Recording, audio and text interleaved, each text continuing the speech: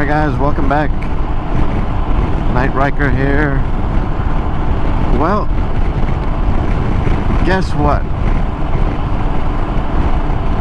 The BRP customer service gave me a gift card of $300.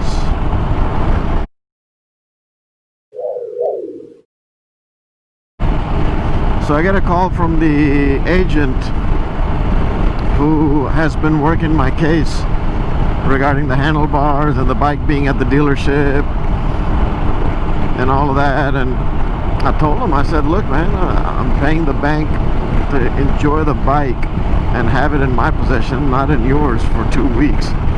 So I told him that, look, I need to be compensated for all this mess.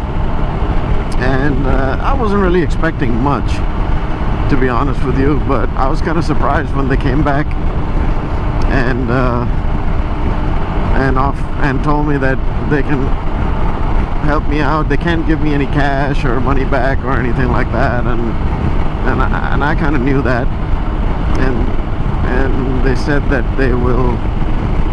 they are giving me up to $300 to spend for accessories. I thought that was generous. I mean, I guess I could have been greedy and asked for more, but to be honest with you, I thought that was generous and fair, and I never bothered to ask them or fight with them for more, because you know, 300 is not bad. I mean, you can get a lot of stuff for 300 bucks. Matter of fact, that's where I'm going right now. I'm making a trip down to Mountain Motorsports in Marietta to look at some accessories. Before that though, I've got to stop at the Mercedes dealership next door and pick up some brake pads.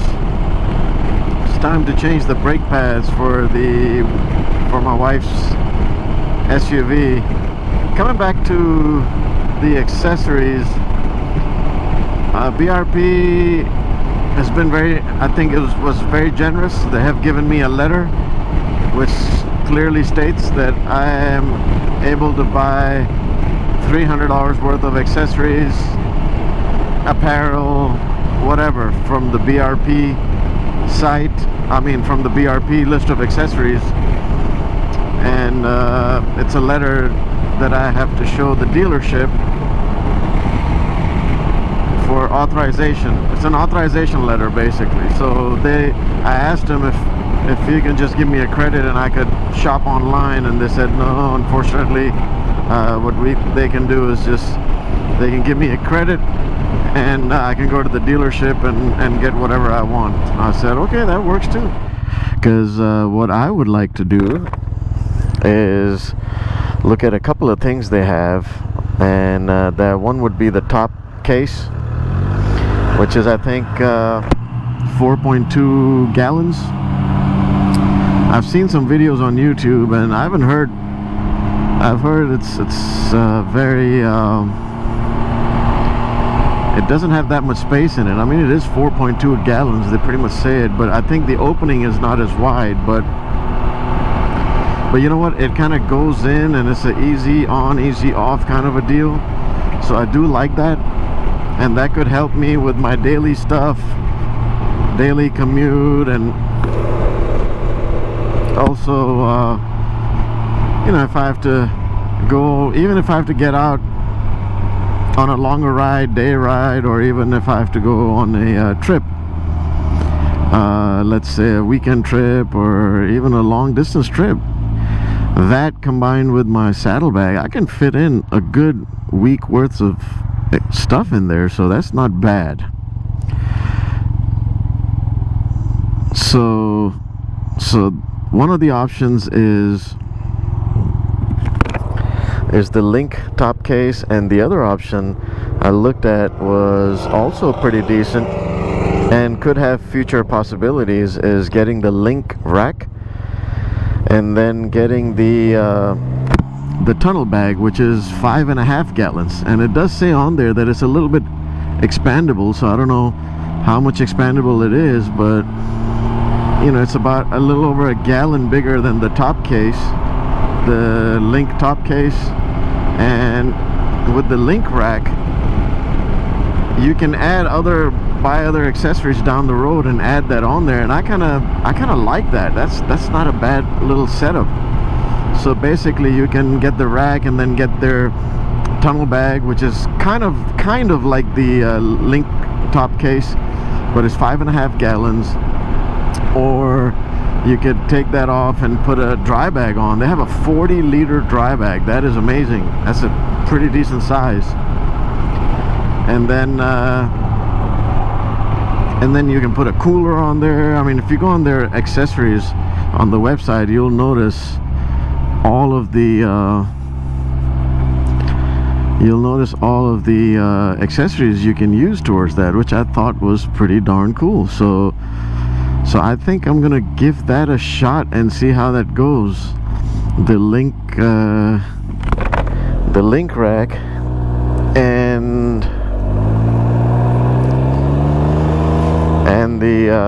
the bag, or I might just go for the top case that they have. But I don't know. I'm gonna go there and check it out and see which one is better for me. I do like the fact that with the LinQ rack you can add a lot more stuff to it, so I do like that. And it just kind of goes in place of this. It's like a little rack, plus it's flat, so if I need to carry a box or anything else, I can actually mount something on there easily. So it's a thought. I'm about to go check it out, but first let me go ahead and grab these parts here from Mercedes, and I'll be right back. Alright, I picked up the part. Not a big box, just some brake pads. I do already have something in the saddlebag. I forgot that I had, but still enough room, fits in just fine. Alright, I have noticed something. Saddlebags, this one is a little different than what most people have in the video. This one, you have this pop up, and then this other section right here, other tab, opens up the saddlebag. And then in order to take the saddlebag out, the others, I've noticed the other shad bags, this piece right here, you pull this out like that, and then this bag comes off. But in this one, I've noticed it's this handle. You have to pull the handle, and then you can take the bag off. It's a little bit different, I've noticed, than the ones I'm seeing on the video. So I don't know if you guys have noticed that or not, but it seems like they must have changed this. And then when you put this on, you just have to push it down all the way. This piece right here comes back up, and then it's on there solid. So yeah, I have noticed that. I don't know if you guys have or not, but I guess let's head on out to Mountain Motorsports. Alright, so I am out of there, and I've got I'll tell you, I'm so glad I hung on to these bungee cords. I was going to just put them back in the garage, and they are coming in handy. But anyway, yeah, so it's going to be a tight fit, as you can see, but you know what, let's make the best of it. I'm getting old. I can't even put my feet. Oh yeah, this is right up here on my back. What I'll do is I'll go ahead and push see, that's what I like, versatility right here. Push the handlebars forward a little bit and you should be good.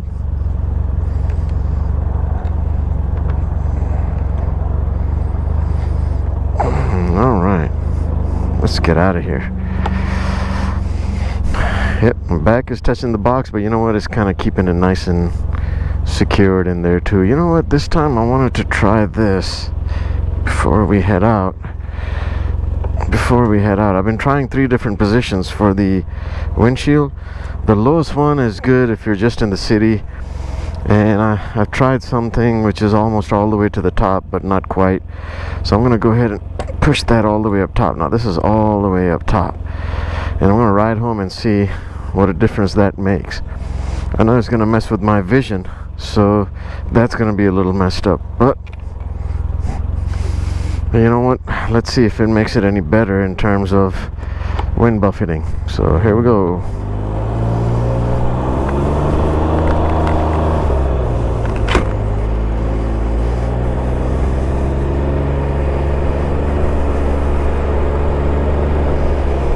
So I'm pretty loaded up today. I've got a box that is taking up most of the space in the saddlebag. Then I got the parts, which is a little box that fit in run nicely on the side of the saddlebag. And now I've got the passenger seat on, and I also have this big box of accessories on there as well. So yeah, I'm pretty loaded up. This is, you know what, you can do this on a two-wheel bike for sure, but not the one I had.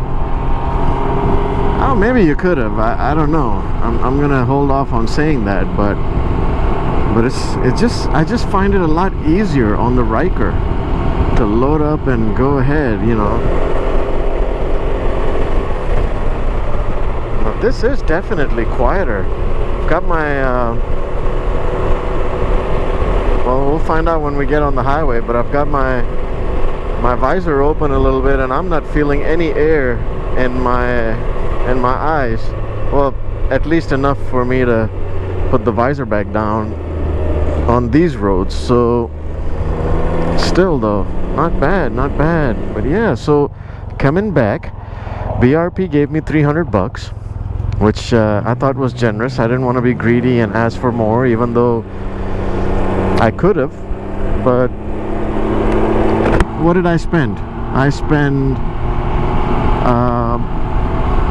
you know, $100 to fix a faulty backrest, and they had the bike for 2 weeks, which was another, I would say, $110 maybe for my loan, for my note. For 2 weeks, I would say about $105, $110 for the note.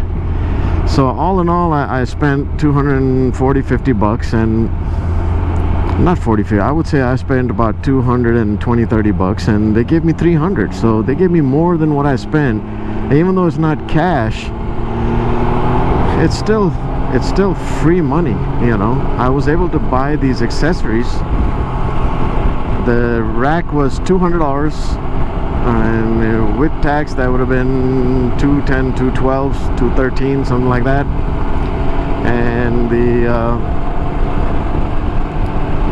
the 5.5 gallon top case, which is the SR21, which, by the way,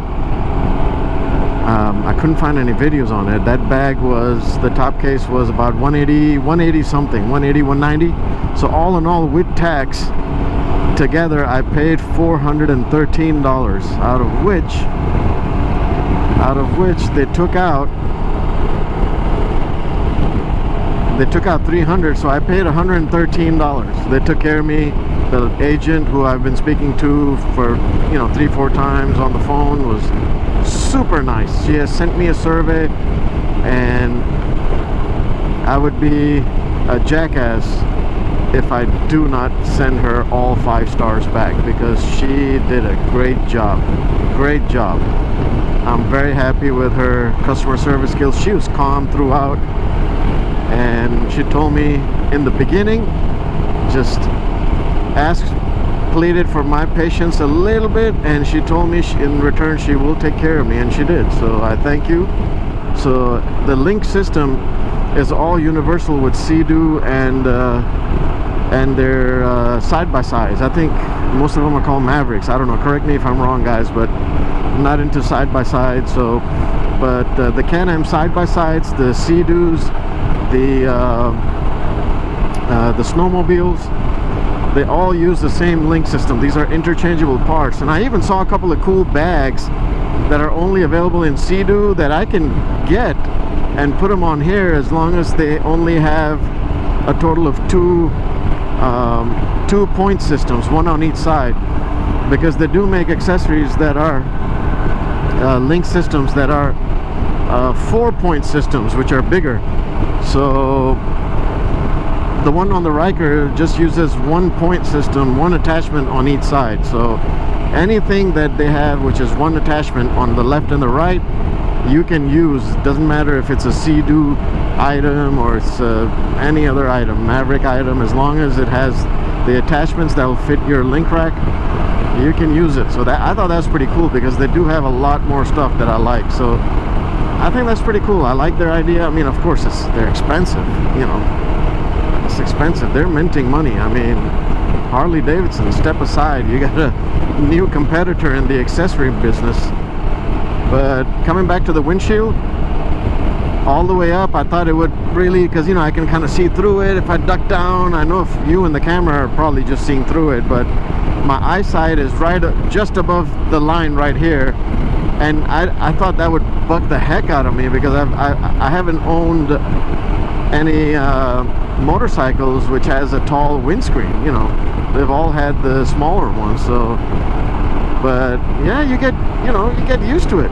Not bad. And you know what, it is quieter. My God, it is so quieter. I think I'm just gonna leave it, because most of my commute is on the highway, so I'm just gonna leave it at the highest setting.